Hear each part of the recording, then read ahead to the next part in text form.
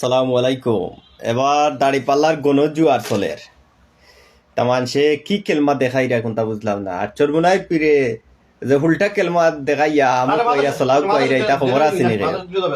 চরমুনাই অতি লোভে তাঁতি নষ্ট, মানে মাথা গেছে আরই, বেশি লোভ করা ঠিক নাই। এই জন্য সবে মিলে করি কাজ, হারি জিতে নাই ইলাজ।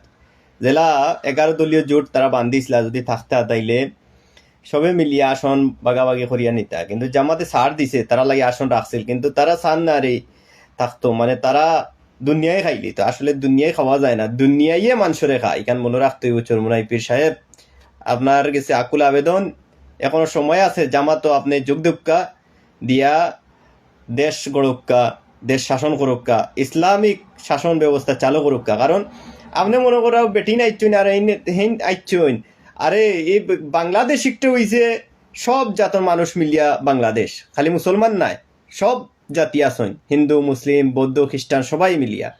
আপনি আস্তে ধীরে সংশোধকা গিয়া আস্তে ধীরে আপনার যে কানুন আনতা, ইসলামিক শাসন ব্যবস্থা চালু করতা, ওটা করুক্কা। ফালমারি উঠিয়া সব কিছু করা যায় না, অসম্ভব।